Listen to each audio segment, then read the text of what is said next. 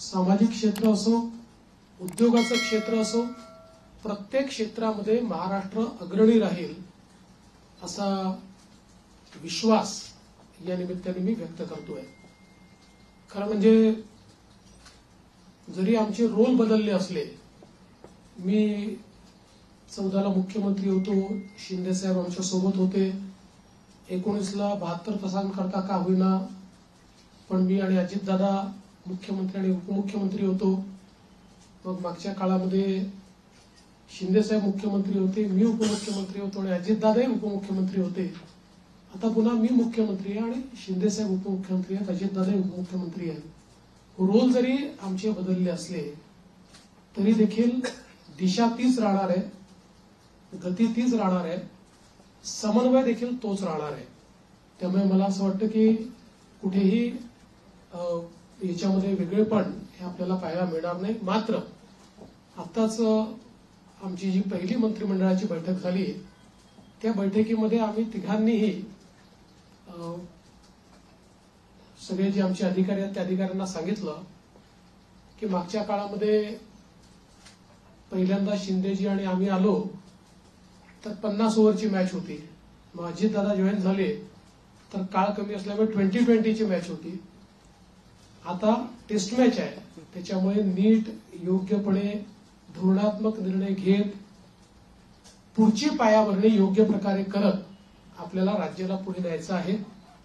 आणि मला विश्वास आहे की वेगवेगळ्या योजना आम्ही सुरू केलेल्या आहेत, वेगवेगळ्या पायाभूत गोष्टी आम्ही सुरू केल्या आहेत। मग इरिगेशन मधले नदीजोड प्रकल्प असतील किंवा ऊर्जा क्षेत्रामध्ये 16,000 मेगावॅटचे सौर ऊर्जेचे प्रकल्प असतील की ज्यातनं शेतकऱ्यांना दिवसा वीज मिळणार आहे, किंवा सामाजिक क्षेत्रातले लाडकी बहीण सारखे प्रकल्प असतील, मुलींच्या जी पूर्वी आम्ही 50% फी द्यायचो त्याच्याऐवजी 100% फी देण्याचा आमचा निर्णय असेल।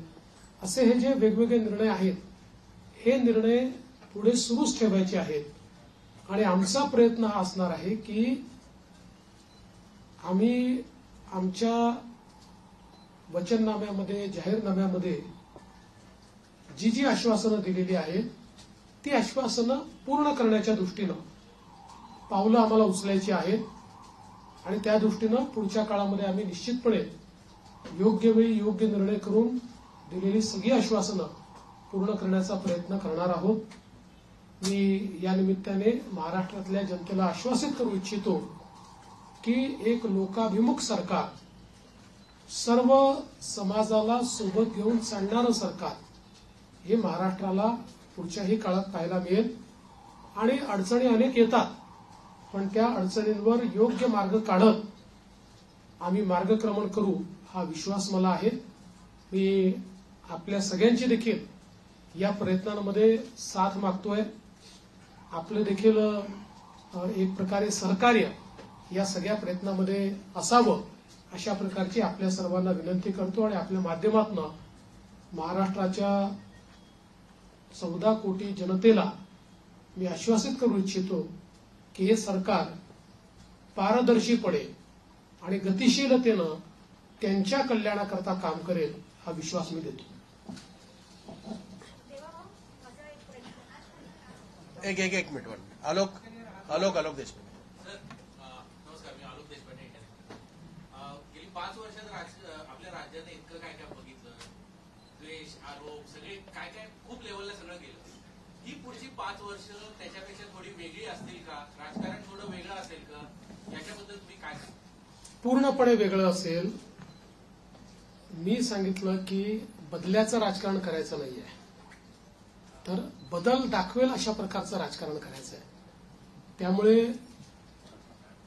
हे खरं आहे की विरोधकांची संख्या कमी आहे, पण विरोधकांच्या संख्येवर त्यांचा आवाज आम्ही मोजणार नाही किंवा